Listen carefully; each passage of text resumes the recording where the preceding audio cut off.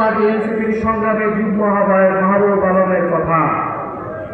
প্রিয় সংগ্রামে ঐক্যবদ্ধ বাংলাদেশের নেতাকর্মীবৃন্দ, আমরা দল থেকে 11 দলে উপনীত হয়েছি। এভাবে চলতে থাকলে ইনশাআল্লাহ আমাদের প্রতিদ্বন্দ্বী বলে হয়তো কেউ থাকবে না, সবাই ঐক্যবদ্ধ বাংলাদেশে চলে আসবে। আমরা দরজা খোলা রেখেছি। আমরা সেই ঐক্যবদ্ধ বাংলাদেশ বিনির্মাণের জন্যই সংস্কার, সুশাসন এবং সার্বভৌমত্বের বাংলাদেশ গড়ে তোলার জন্যই এই 11টি দল ঐক্যবদ্ধ হয়েছি। প্রিয় উপস্থিতি, আপনারা জানবেন বাংলাদেশের এই সংকটময় মুহূর্তে বাংলাদেশের দেশপ্রেমিক এবং ইসলাম প্রেমিক শক্তিসমূহ আজ ঐক্যবদ্ধ। এই ঐক্য দেশের প্রয়োজনে, দেশকে রক্ষায়, নতুন করে বাংলাদেশকে বিনির্মাণের জন্য এই ঐক্য তৈরি হয়েছে রামগঞ্জকে নতুন করে বিনির্মাণের জন্য। রামগঞ্জবাসী বিএনপির এমপি পেয়েছে, আওয়ামী লীগের এমপি পেয়েছে, ইনশাআল্লাহ রামগঞ্জবাসী এবার 11 দলীয় ঐক্য জোটের এমপি পাবে।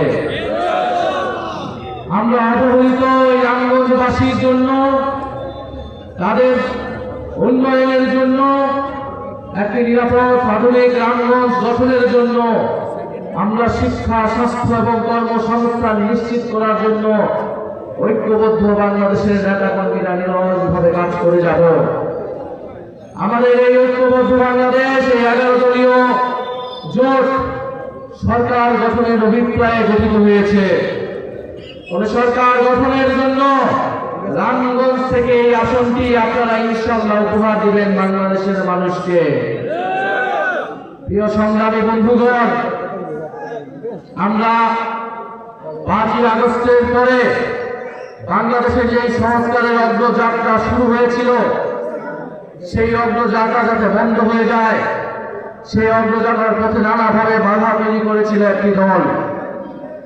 আমরা এই গণভোটে, এই আগামী নির্বাচনে যাতে সংস্কারের অগ্রযাত্রা অব্যাহত থাকে, এ কারণে আমরা ঐক্যবদ্ধ হয়েছি।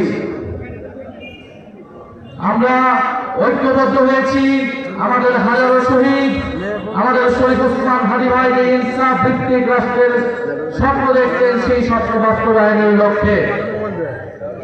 প্রিয় রামগঞ্জের অধিবাসীগণ, আমি জানি আপনাদের প্রিয় সন্তান, আপনাদের প্রিয় নেতা নাজমুল হাসান ভাই দীর্ঘদিন ধরে আপনাদের জন্য, আপনাদের ভালো লাগা, ভালোবাসা নিয়ে আপনাদের উন্নয়নের জন্য রামগঞ্জের এই ময়দান প্রস্তুত করেছেন।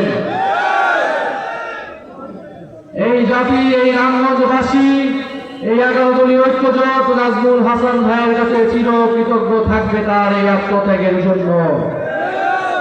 ইনশাআল্লাহ মহান আল্লাহ তাআলা তাকে তার এই আত্মত্যাগের উত্তম প্রতিদান দিবেন।